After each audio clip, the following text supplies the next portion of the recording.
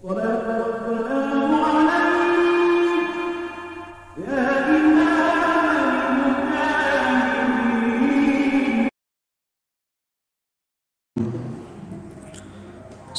warahmatullahi wabarakatuh.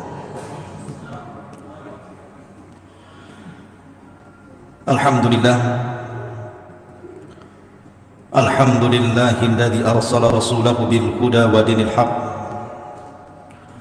liyudhhirahu 'ala ad-dini kullihi wa kafa billahi shahida wa kafa billahi wakila. Asyhadu an la ilaha illallah wahdahu rabbi la syarika lah wa asyhadu anna Muhammadan 'abduhu wa rasuluhu alladzi la nabiyya ba'dahu. Faqala Allah 'azza wa jalla ya ayyuhalladzina amanu taqullaha haqqa tuqatih wa la tamutunna illa wa antum muslimun, amma ba'du. Nabi sallallahu alaihi wasallam pernah mengatakan, mulukud dunya arba'atun,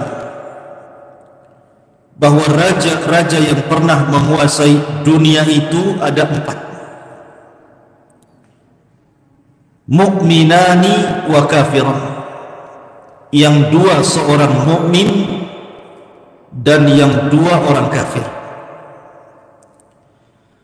Adapun yang mukmin adalah Nabiullah Sulaiman dan juga Dzulqarnain.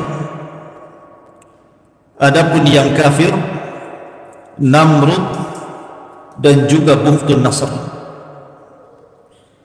Kemudian Nabi SAW menambahkan wa khamisuha, dan yang kelimanya adalah Al-Mahdi, Al-Imam Al-Mahdi yang namanya Muhammad Ibn Abdillah, yang akan muncul di akhir zaman.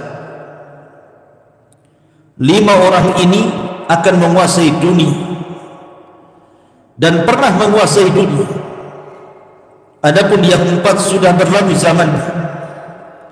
Adapun yang kelima Al-Mahdi akan datang zamannya, bahwa kaum muslimin akan dipimpin oleh seorang Al-Mahdi yang diberikan petunjuk oleh Allah Azza wa Jalla, yang akan menguasai dunia.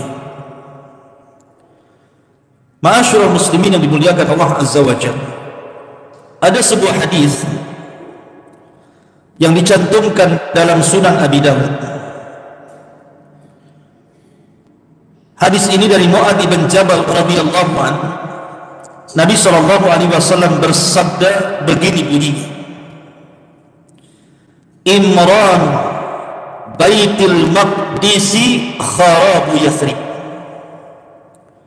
wa kharabu Yathribi khurujul malhamati, wa khurujul malhamati fathul Qastantiniyah, wa fathul Qastantiniyati khurujud Dajjal.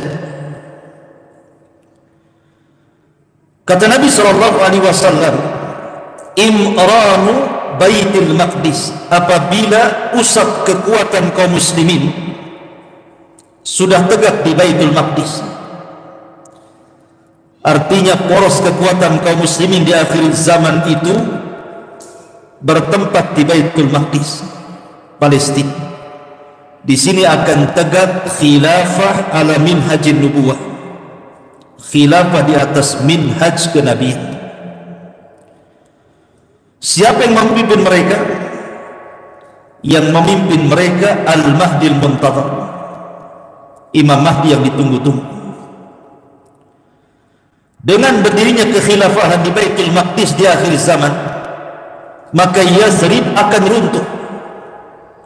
Maksud Yathrib di sini adalah Madinatul Rasul, kota Madinah. Dan dengan runtuhnya kota Madinah, maka kaum muslimin akan berperang yang disebut dengan Malhamatul Kubra. Istilah Yahudi Armageddon, istilah kita Malhamatul Kubra. Dan perang ini adalah perang yang mengakhiri seluruh perang-perang sebelumnya. Ini perang maha dahsyat, jauh lebih perang dari dunia pertama atau dunia kedua. karena perang ini melibatkan semua manusia, dan perang ini disebabkan karena urusan agama. Jadi perang syar'i antara mukmin dan kafir. Nanti saya akan kisahkan bagaimana malhamatul kubra ini. Kemudian setelah kaum muslimin wa khurujul malhamah, ketika sudah selesai perang yang maha dahsyat ini, maka Nabi melanjutkan hadisnya, Fathul Konstantiniyah. Setelah itu kaum muslimin akan membebaskan Konstantinopel. Di mana Konstantinopel? Istanbul, Turki. Wa Fathul Konstantiniyati khurujud dajjal. Dan apabila Istanbul atau Konstantiniyah dibebaskan kaum muslimin, disinilah muncul dajjal. Lihat bagaimana urutan-urutan yang disabdakan Nabi SAW yang akan dilalui oleh Al-Mahdil Muntadhar di sini. Ma'asyiral muslimin yang dimuliakan Allah Subhanahu wa taala. Nabi SAW bersabda dalam sebuah hadis, kata Nabi SAW, la taqumus sa'atu war-rumu aktsarun nas. Tidak akan tegak hari kiamat kecuali bangsa Romawi adalah bangsa terbanyak dan terbesar di akhir zaman. Maksudnya bangsa Romawi di sini adalah orang-orang yang memeluk agama Nasrani. Dan Romawi ma'ruf di Rum sana. Kemudian ketika itu ditanyakan kepada Amr bin As radhiyallahu anhu tentang masalah ini, apa alasannya orang-orang Nasrani jauh lebih banyak jumlahnya di akhir zaman dibandingkan orang-orang Islam? Padahal mungkin hari ini kalau seandainya di data gitu ya, seluruh dunia umat Islam masih yang terbanyak, tapi di akhir zaman orang-orang Nasrani jauh lebih banyak dibandingkan kaum muslim. Maka Amr ibn As menjelaskan alasannya, inna fihim khisalan arba'ah, karena orang-orang Romawi, orang-orang yang beragama Nasrani itu punya 4 sifat. Yang 4 sifat ini membuat orang-orang di luar dari agama Nasrani masuk ke Nasrani. Ada daya tarik. Yang pertama, kata Amr bin As, innahum la ahlamun nas inda fitnatin. Karena orang-orang Nasrani itu orang yang paling lembut ketika menghadapi fitnah. Jadi orang-orang Nasrani itu punya kelembutan hati. Kasihan melihat orang susah gitu. Artinya tidak pernah mengeluh. Sesusah apapun mereka tidak mengeluh. Beda kalau kita ya, baru di PHK sehari saja dunia rasa kiamat kata. Kayaknya rezeki Allah itu hanya di PT itu saja. Kita ini baru diuji dengan ujian sekali saja sudah goyang hatinya kan. Lah orang Nasrani tidak. Mereka lembut hatinya. Yang kedua, kata Amr ibn As radhiyallahu anhu, wa asra'uhum ifaqatan ba'da musibatin. Kalau mereka terkena musibah, mereka tidak akan lama menangis. Mereka akan cepat bangkit. Beda dengan kita ya. Jangan musibah kematian, musibah istri lari dari rumah saja sudah stres kita ya. Kepikiran. Artinya bahwa seandainya, taruhlah seandainya ada musibah berupa tsunami, akhirnya kemudian menerjang orang-orang Nasrani sampai banyak korban, mereka cepat bangkit. Mereka tidak mau terpuruk seperti itu.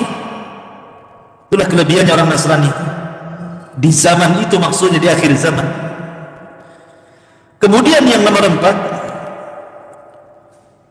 wa khairun nas limasaqinihim wa du'afaihim.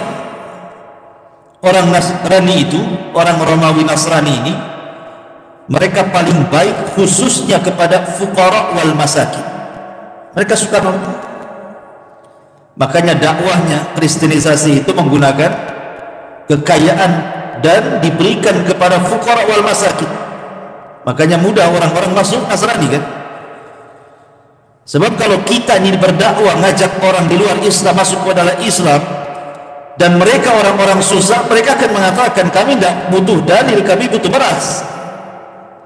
Akhirnya kemudian banyak orang yang tidak mau memeluk Islam. Kalau seandainya kita mengajak manusia dengan ekonomi, banyak orang tertarik.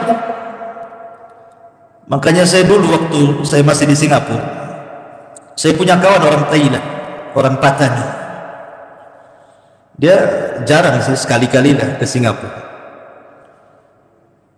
Jadi dia cerita, rupanya setelah saya tanya-tanya, dia ketua perhimpunan mu'allaf di Thailand saja, di Patani.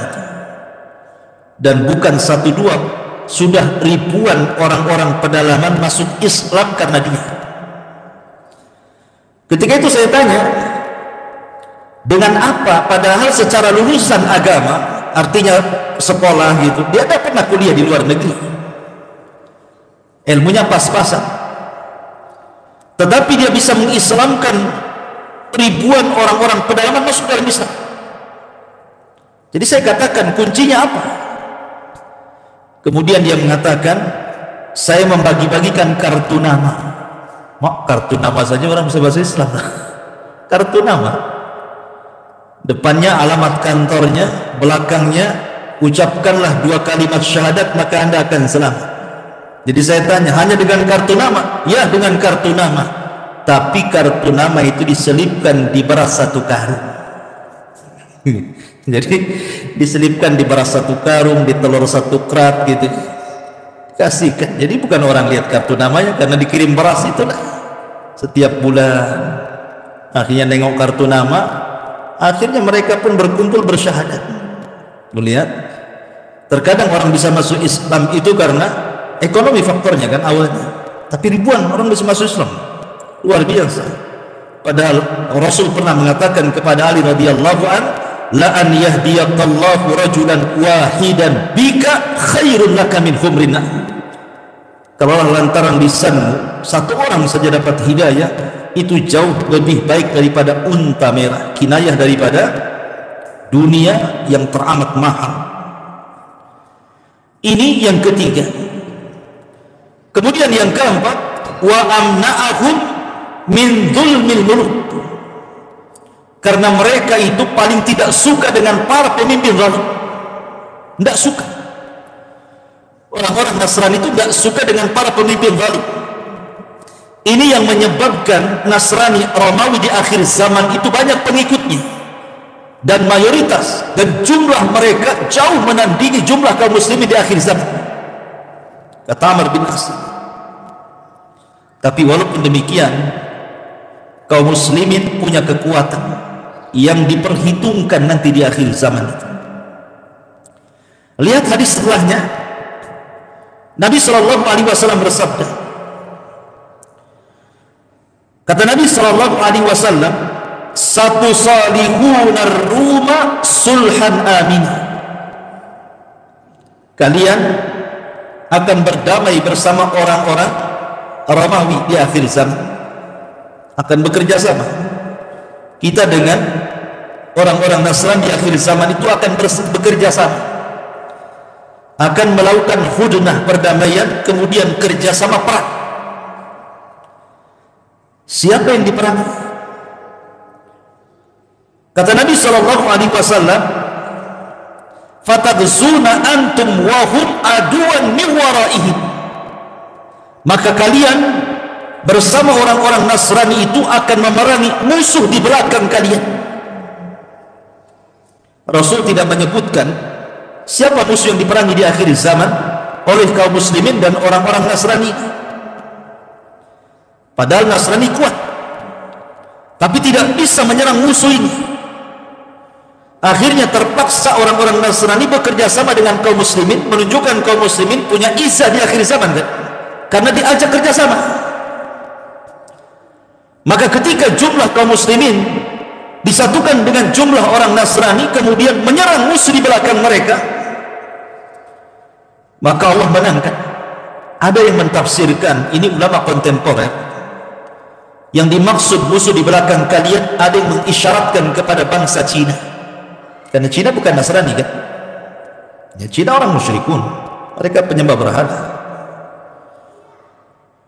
Artinya bahwa akan terjadi peperangan. Wallahu a'lam. Kita tidak boleh langsung, oh itu maksudnya Cina. Enggak. Ini ada yang memprediksi seperti itu. Karena Nabi tidak menyebutkan negara mana. Nabi hanya mengatakan akan memerangi musuh di belakang kalian. Dan Allah menangkan. Ketika Allah Subhanahu wa taala menangkan dalam perang ini, di sini terjadi saling klaim antara orang-orang Nasrani dengan kaum muslimin. Kata orang-orang Nasrani, ghalabas salib, ghalabas salib. Ini kemenangan kami, bangsa salib. Tapi orang-orang Islam marah dan mengatakan, balillah ghalab. Bahkan Allah yang telah memenangkan perang ini, bukan kalian. Maka terjadi cekcok itu. Kata orang Nasrani, ini perang kami, kami yang menang. Kata orang Muslim, ini perang bersama, Allah yang memenangkan perang ini. Akhirnya cekcok. Kemudian berperanglah dalam bentuk pasukan kecil. Maka orang Nasrani pun kemudian membunuh seorang Muslim. Bangkitlah kaum muslimin. Akhirnya seorang Muslim ini membunuh orang Nasrani tadi, kemudian mengambil salibnya dan mematahkannya. Ingat, salib itu lambang bagi orang Nasrani, kalau dipatahkan sama ngajak perang kan begitu. Cuman masalahnya mereka ada perjanjian damai, tidak boleh saling menyerang. Tiba-tiba peristiwa yang kecil ini kemudian menjadi besar. Maka pasukan Nasrani pun akhirnya kemudian, kata Nabi SAW, fayaddirunal qawmu wa takunu al-malahim. Tiba-tiba kemudian ada sebagian pasukan Nasrani tiba-tiba menyerang pasukan kaum muslimin yang kecil, dibantainya kaum muslimin. Maka mendengar pembantaian ini, maka Al-Mahdi Al-Muntadhar, Imam Mahdi yang memimpin, bangkit ketika itu. Ini ngajak perang namanya. Sudah di luar kesepakatan, mau ngajak perang kalian. Disinilah terjadi dua pasukan yang berhadap-hadapan antara kubu kaum muslimin dengan kubu Nasrani Romawi. Perang inilah yang disebut dengan Malhamatul Kubra, dipimpin oleh Al-Mahdi Al-Muntadhar yang kelak akan muncul di akhir zaman. Ma'asyiral muslimin yang dimuliakan Allah Subhanahu wa ta'ala, apa kata Nabi?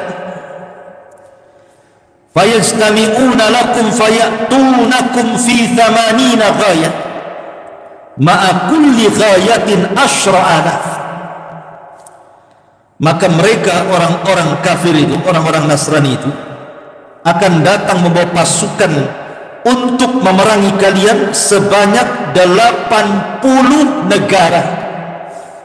Ghaya itu artinya negara. Jadi negara-negara yang sama agamanya, Nasrani, akan bergabung. Setiap negara membawa 10.000 pasukan. 10.000 kali 80 kan itu, berapa ribu pasukan itu? Artinya kaum muslimin kalah jumlah di sini.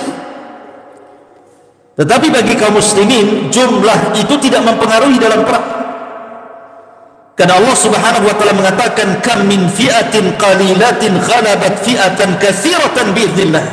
Betapa banyak kelompok kecil mampu mengalahkan kelompok besar, semua karena izin Allah. Bukan karena peralatan yang canggih, bukan karena ketangkasan perang, bukan. Menang kalah itu semua takdir dan izin Allah Subhanahu wa taala. Ma'asyiral muslimin yang dimuliakan Allah Azza wa Jalla, itu sudah terbukti dalam sejarah. perang Badar kaum muslimin sedikit menang, Khaybar dan perang-perang yang lain. Akhirnya kemudian ketika mereka berhadap-hadapan, maka terjadilah pertempuran hebat yang disebut dengan Armageddon, atau dalam bahasa kita Malhamatul Kubra. Kenapa perang itu disebut malhamah? Malhamah itu diambil dalam bahasa Arab dari kata-kata lahmun. Lahmun itu artinya daging. Ishtaraitu lahman fis suq, aku beli daging di pasar. Lahmun itu daging artinya. Lah kenapa pula perang itu kemudian dinisbatkan kepada daging? Karena kalau orang sedang berhadap-hadapan, dua-duanya bawa pedang, kemudian saling sabet sana sini, tentu daging ini akan muncrat kemana-mana. Saking dahsyatnya perang itu, sampai-sampai daging itu melayang ke langit dari sabetan-sabetan perang itu. Makanya disebut Malhamatul Kubra. Dari sini nanti ada penjelasan para ulama bahwa di akhir zaman perang itu tidak akan menggunakan teknologi lagi. Artinya akan kembali ke zaman jadul, ke zaman tombak, ke zaman pedang, ke zaman panah, ke zaman kuda, ke zaman unta gitu. Lalu kenapa alat-alat teknologi itu kemana? Ya ada, boleh jadi karena Allah sudah keringkan bahan baku yang ada di bumi sehingga tidak bisa lagi dijalankan. Mungkin jadi besi mati kan itu, jadi besi tua, tidak bisa dipakai, pesawat tidak bisa terbang. Akhirnya kembali ke zaman pedang lagi akhirnya.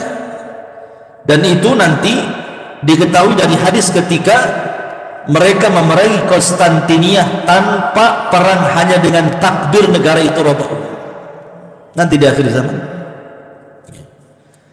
Masyarakat muslimin yang dimuliakan Allah Azza wa Jalla, perang Malhamatul Kubra ini yang dipimpin oleh Al-Mahdi Al-Muntadhar, Imam Mahdi yang kita tunggu-tunggu, berhasil mengalahkan orang-orang Nasrani. Pertanyaannya, kemana Yahudi?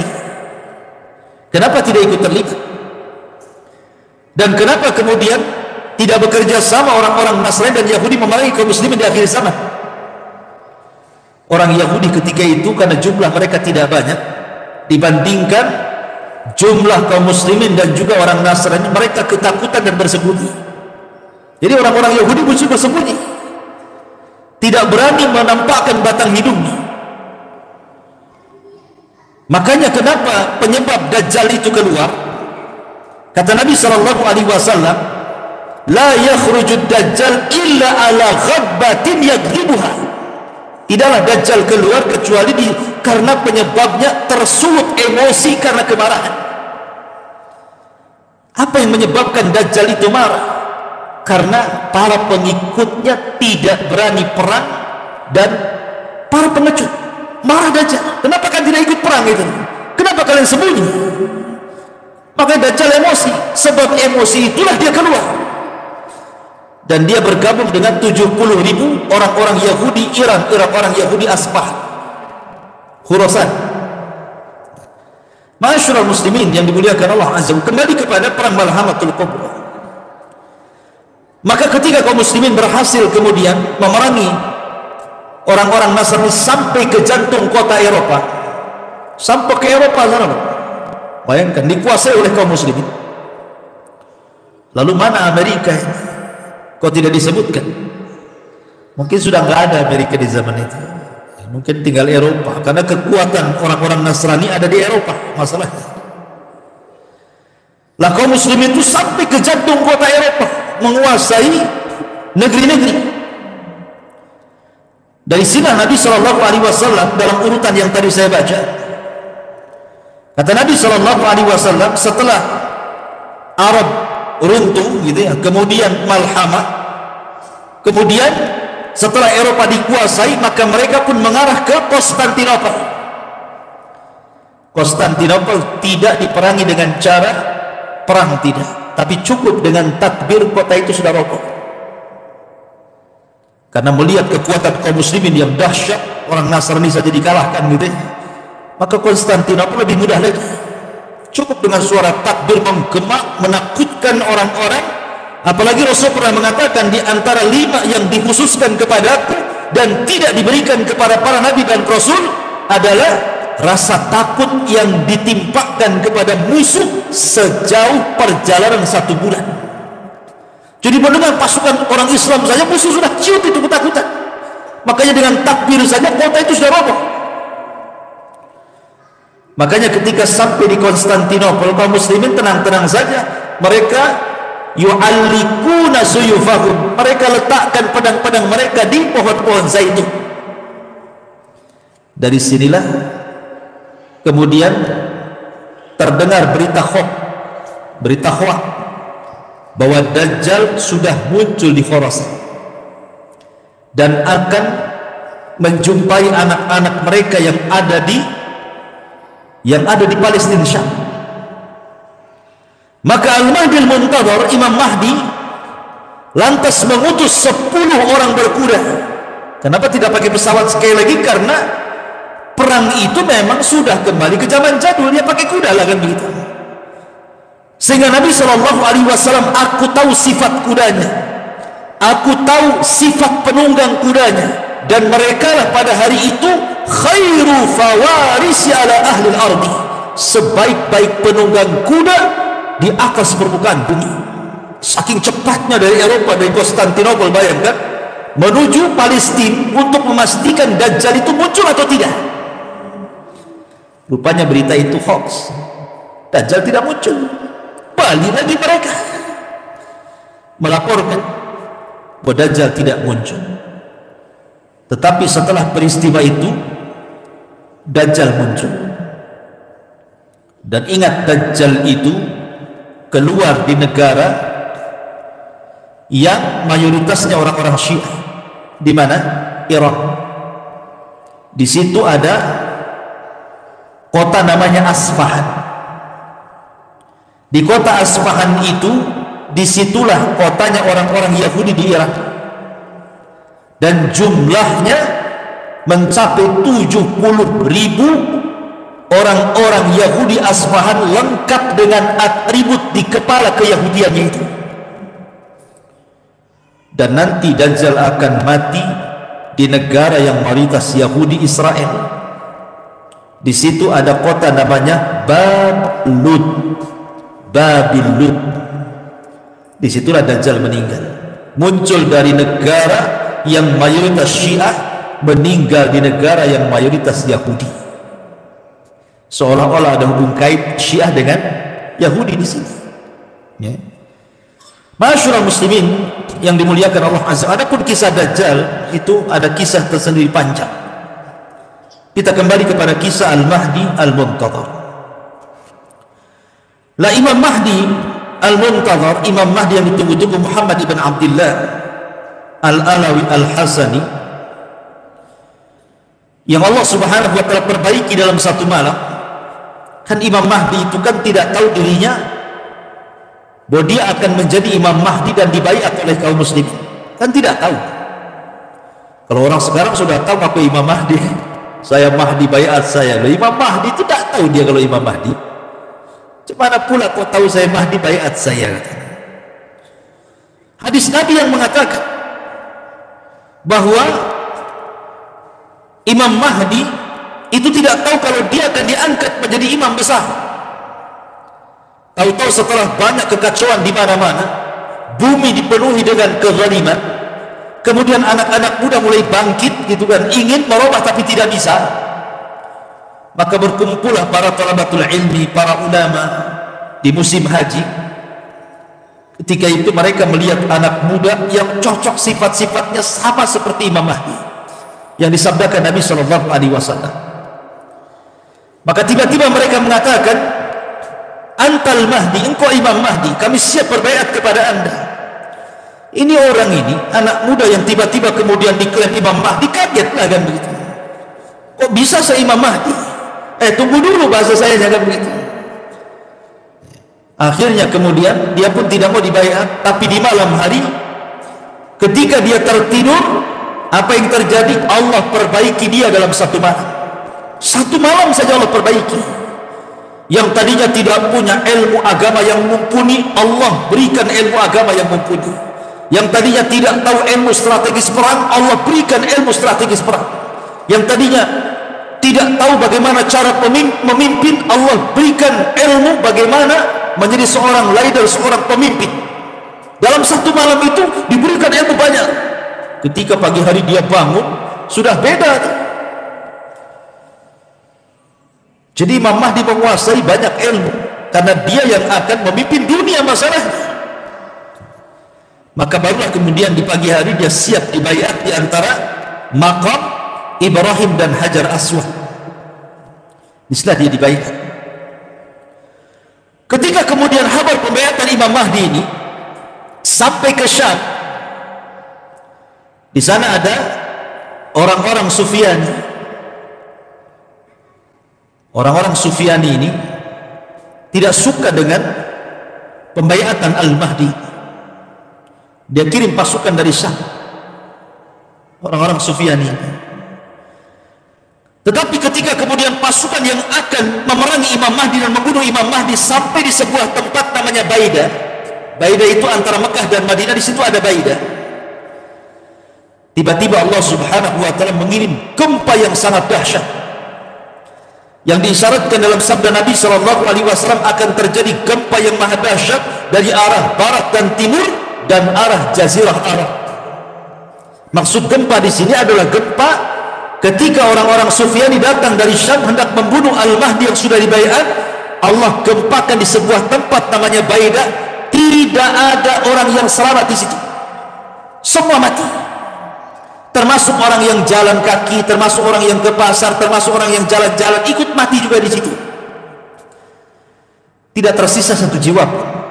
Sampai Aisyah radhiyallahu anha bertanya kepada Rasulullah, kenapa orang-orang yang tidak terlibat dalam pasukan yang akan merangi Imam Mahdi kok ikut mati di situ? Bagaimana pertanggungjawaban mereka di hadapan Allah?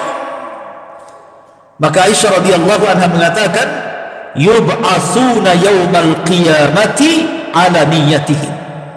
Mereka akan dibangkitkan pada hari kiamat sesuai dengan niat-niat mereka.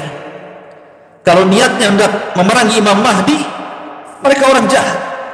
Tapi kalau niatnya jalan ingin ke pasar, jalan ingin berdakwah, jalan ingin sebuah hajat meninggal, maka tentu beda hukumnya dengan orang yang meninggal dalam rangka untuk memerangi Al-Mahdil Muntadhar yang baru saja dibaiat.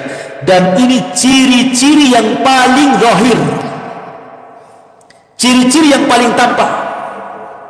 Kalau sudah ada gempa di Baidah antara Mekah dan Madinah dan menenggelamkan pasukan perang yang sangat besar, berarti Imam Mahdi sudah muncul. Kalau belum ada gempa di Jazirah Arab, jangan harap Imam Mahdi muncul, karena ini tanda yang paling jelas. Pertanyaannya, orang-orang yang mengklaim sebagai Al-Mahdi, di Arab sudah ada gempa belum tuh? Di Baidah sudah ada gempa belum? Karena kalau dia mengaku Imam Mahdi dan mengklaim dengan dibaiat, maka dia akan dibunuh oleh orang-orang Sufyani dari Syam. Akan dibunuh. Mereka bawa pasukan besar untuk membunuh Al-Mahdi, tapi Allah tenggelamkan di Baidah. Berarti kalau seandainya mengklaim bahwa saya Mahdi atau si fulan Al-Mahdi, sementara belum ada tragedi penenggelamkan pasukan di Baidah, berarti dusta pengakuan itu. Karena itu alamat yang paling jelas munculnya Imam Mahdi. Ada gempa di Baidah antara Mekah dan Madinah. Ketika itu, maka Al-Mahdi pun diminta untuk datang ke Palestina. Maka bergeraklah dari Mekah dibaiat, kemudian ke Madinah dibaiat, banyak orang Arab yang ikut baiat. Kemudian Imam Mahdi pun datang ke Palestina karena kekuasaan kaum muslimin di situ. Dari sini hadis Nabi sallallahu alaihi wasallam, apabila khilafah minhaj nubuwah itu sudah berdiri di Baitul Maqdis. Karena sebelumnya mereka hanya pasukan-pasukan ya biasa bertempur melawan orang-orang di luar daripada Islam, tapi belum tercapai sebuah khilafah. Kata Nabi SAW, nanti di akhir zaman dari hadis tentang 5 fase, karena ada fase kenabian, ada fase mulkun wa rahmah gitu, ada fase jababirah, kemudian ada fase kerusakan gitu. Yang terakhir khilafah ala minhaj nubuwah. Maksudnya khilafah ala minhaj nubuwah ini berdirinya kekhilafah di Palestina kapan? Nanti di akhir zaman, dan akan diikuti pasukan yang membawa bendera hitam, sehingga banyak kemudian orang terperdaya dengan ISIS kan. Ketika berdirinya negara ISIS di Irak dan juga Syam, banyak orang yang menyangka kemunculan Imam Mahdi karena bendera yang mereka acungkan itu bendera berwarna hitam bertuliskan la ilaha illallah. Setelah perang dengan Amerika kalah, masa pasukan Mahdi kalah? Dia akan menang, tidak akan kalah. Akhirnya banyak orang-orang yang tertarik dari semua negeri, sampai dari Indonesia ketipu. Banyak orang datang dari negeri kita kemudian gabung dengan ISIS yang ada di Syam dan Irak, disangkanya itu pasukan Mahdi. Pasukan Mahdi dari Hongkong. Itu bukan pasukan Al-Mahdi, itu para pengacau, para teroris, dan ulama sudah memfatwakan faham mereka persis seperti paham Khawarij. Karena manhaj mereka manhaj takfir, mengkafir-kafirkan di luar kelompoknya. Siapa yang tidak berbaiat kepada pemimpin mereka kafir. Akhirnya semua kaum muslimin yang tidak ikut dengan ISIS itu dikafirkan, semua halal darahnya. Ini kan ngeri. Masyaallah muslimin yang dimuliakan Allah, muncul lagi sekarang istilah Taliban. Sekarang sudah muncul lagi karena Taliban menguasai Afghanistan, Amerika menyingkir, NATO juga menyingkir, akhirnya dikuasai lagi. Sekarang sudah muncul lagi prediksi ini. Antum baca YouTube tuh ada aja yang prediksi, ini tentara Imam Mahdi sudah muncul, Taliban katanya, yang akan menguasai dunia. Dari mana Anda katakan seperti itu? Hadis Nabi tidak ada kalimat Taliban. Ia boleh jadi iya, boleh jadi tidak, tapi jangan menjazam. Jangan memastikan bahwa mereka adalah tentara Al-Mahdi. Mana dalil Anda? Dari mana Anda mengatakan seperti itu? Nanti ketika Al-Mahdi Taliban dikalahkan, muncul lagi kelompok lain, ini pengikut iman. Akan begitu terus jadinya kan? Masyaallah muslimin, maka prediksi-prediksi seperti ini biasanya kalau sudah berprediksi pada perkara-perkara yang gaib, kebanyakan meleset dibandingkan tepatnya. Coba saja, karena tanda-tanda alamat besar itu perkara gaib, tidak ada yang tahu peristiwanya kecuali Allah subhanahu wa ta'ala. Lain dengan tanda-tanda kiamat kecil yang setiap hari kita bisa lihat bermunculan di mana-mana. Tapi tanda-tanda kiamat besar itu sama dengan bicara kapan kiamat. Kalau saya tanya kapan kiamat, Anda akan menjawab saya tidak tahu. Begitu juga tanda-tanda kiamat besar.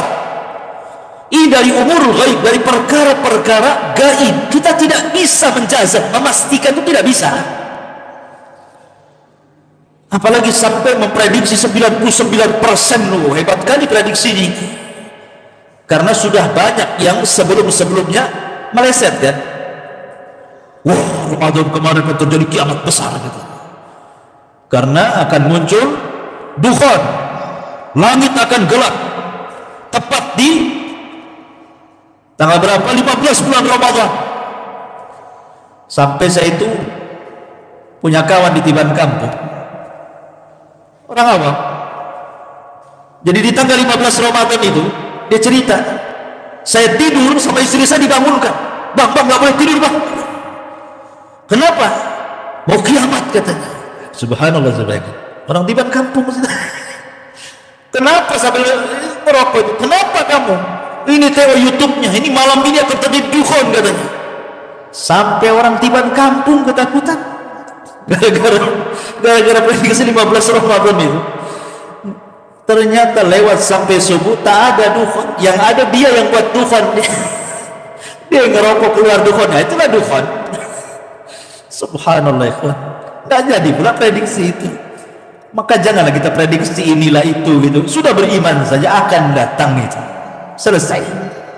Insyaallah kita lanjutkan di minggu depan. Subhanallah bihamdika asyhadu an la ilaha illa anta astaghfiruka wa atubu ilaik. Allahu ta'ala. Assalamualaikum warahmatullahi wabarakatuh.